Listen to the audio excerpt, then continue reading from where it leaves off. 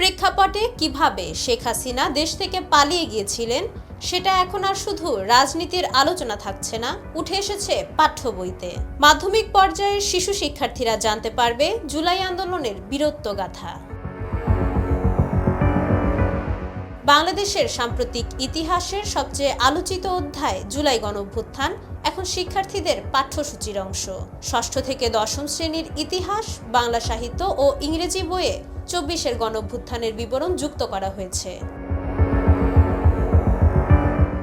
ষষ্ঠ শ্রেণীর বাংলা বইয়ে গ্রাফিতির সংকলন সহ বাংলাদেশ ও বিশ্ব পরিচয় বইয়ে আবু সাঈদের ২ হাত প্রসারিত করা সেই ঐতিহাসিক ছবি এবং শহীদ নূর হোসেনের ছবি পাশাপাশি স্থান পেয়েছে। এতে ২০১১ সালের তত্ত্বাবধায়ক সরকার ব্যবস্থা বাতিল, গুম, খুন ও দুর্নীতির মাধ্যমে ফ্যাসিবাদী শাসন প্রতিষ্ঠার বিবরণ সহ ৫ আগস্ট শেখ হাসিনার দেশ ছেড়ে পালানোর ঘটনাপ্রবাহ তুলে ধরা হয়েছে।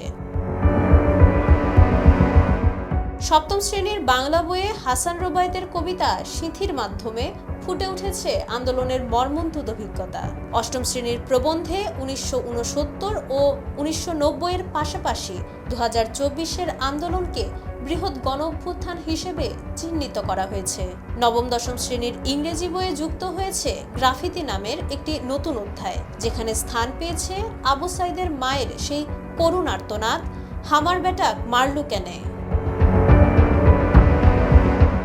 কেবল জুলাই আন্দোলনই নয়, পাঠ্য বইয়ে ফিরেছে মেজর জিয়াউর রহমানের স্বাধীনতা ঘোষণার ইতিহাস। কালুরঘাট বেতার কেন্দ্র থেকে ২৬ ও ২৭ মার্চের ঘোষণার বিবরণ পুনরায় যুক্ত করা হয়েছে।